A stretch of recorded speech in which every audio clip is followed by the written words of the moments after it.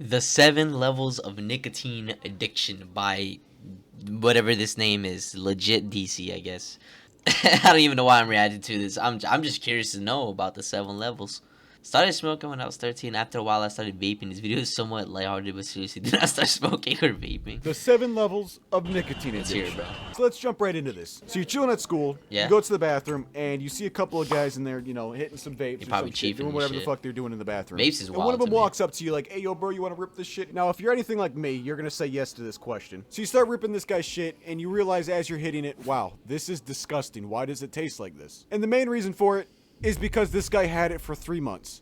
Ugh, what the fuck? 3 months? The same vape? That's crazy, man. I remember I used to be a freshman in high school, man, and it was in a very urban, suburban area, right, with middle-class kids, and we all know middle-class kids have fuck all, right? So I see these white boys hitting them damn poshes, the fucking vapes, in the bathroom, bathroom's just cloudy as fuck. I get in there, and I'm like, yeah, no, I'm going to another bathroom, because I'm just trying to take a piss, bro. I'm not trying to fucking take in vape.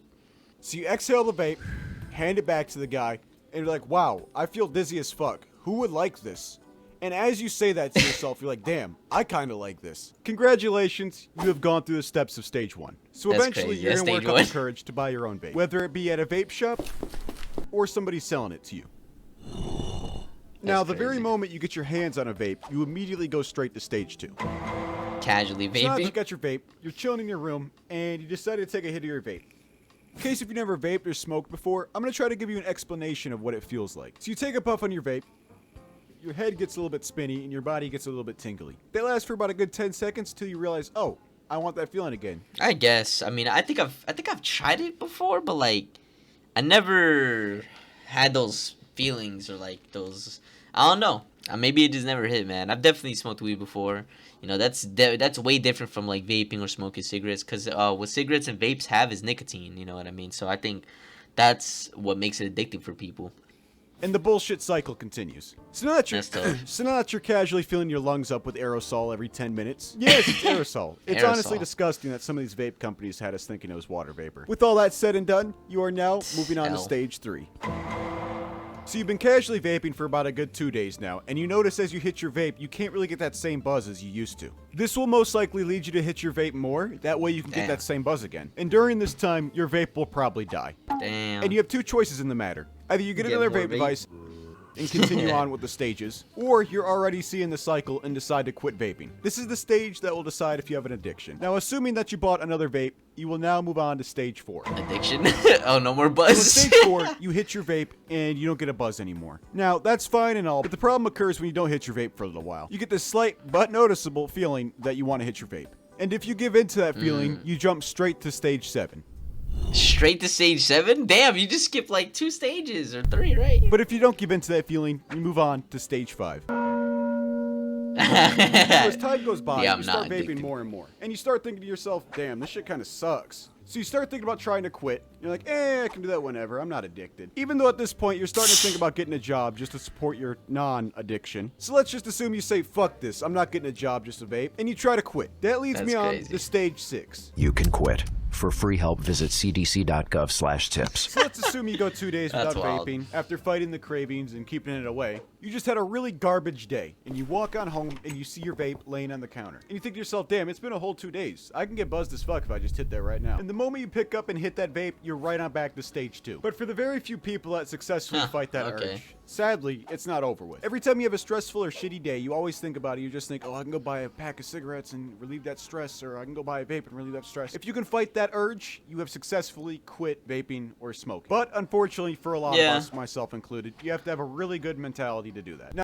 Yeah, but I feel like another thing is like, it's definitely not an addiction, especially if you never have the urge. Let's just say you had a vape, right? And then, eventually it runs out, you throw it away, you're like, you don't ever think about it. You don't think about buying another one. You just don't care. You know what I mean? You just don't give a shit. That's how you really know you don't have an addiction, that you were just doing it just because of leisure in a way. You know what I mean? The same thing could be about drinking also. And the same thing could be for other things in life where somebody might get addicted and you just keep doing it for some reason. Not everybody is the same way. Some people, I'm sure, have drank and have vaped and done all kinds of drugs. Never got addicted. They just did it and they moved on. You know what I mean? It was like a little activity that they did, and then they move on with their day in their lives. Maybe never do it again, or maybe they might do it, but it just isn't an addiction. Now, assuming you've tried quitting and you're back vaping again, like a lot of us end up, you're going to be Tough. moving on to stage 7. Stage 7, you're vaping more than you ever have before, and the Fucking problem hell. with stage 7 is you Aerosol's just don't crazy. care. You've tried quitting, you can't do it, you're just accepting the fact that you're addicted now. Now, once you start actually seeing some of the side effects, you might actually start trying to quit again. But for a lot of us, it just seems like a waste of time. You spend $1,000, maybe even $2,000 every year on something that you don't enjoy. Yeah, and that's too something that much. you wish you never started. And unfortunately, that is the vicious cycle of nicotine addiction. That's sad, but hey, that's a funny way of showing it, but a really truthful way of showing addiction, bro. Addiction is a weird thing. I haven't smoked a cigarette in like 5 years, but I still crave them occasionally. Oh, damn. Oh my god, that's horrible, dude. Oh, dude, craving something but never getting it. It's such a, you know what I mean? Try you can, but you can't do it. You just accept the fact that this sentence is so relatable and so many different. Damn, that's crazy, man. Wow. Man, I've been through like stage 4, and I can tell you with certainty this stuff has crazy side effects. One of the most evident one was breathlessness. I was breathless most of the time. Even a short walk to the kitchen would make me breathe faster. I am pretty fit and eat healthy. Don't reach 7, guys. Quit and stay strong. Yeah, that's crazy. That's one thing. I don't smoke at all like that. You know what I mean?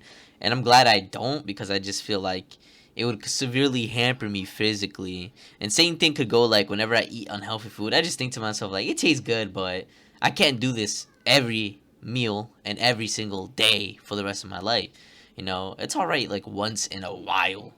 You know, but once you get in the habit of just doing very unhealthy things, like maybe not today, maybe not tomorrow, but definitely in a couple years you'll feel the tiredness and the weighing down that you're doing on your body by doing unhealthy things, you know. So it's better off to drink water as much as you can, and go and hit that gym, you know, or maybe don't go hit the gym. Maybe just exercise outside, go for a walk, do things that keep you physically active, get you some sun, and you'll definitely feel better. But yeah, that was funny. Anyways, don't smoke batteries. I'll see you guys in the next one. Peace.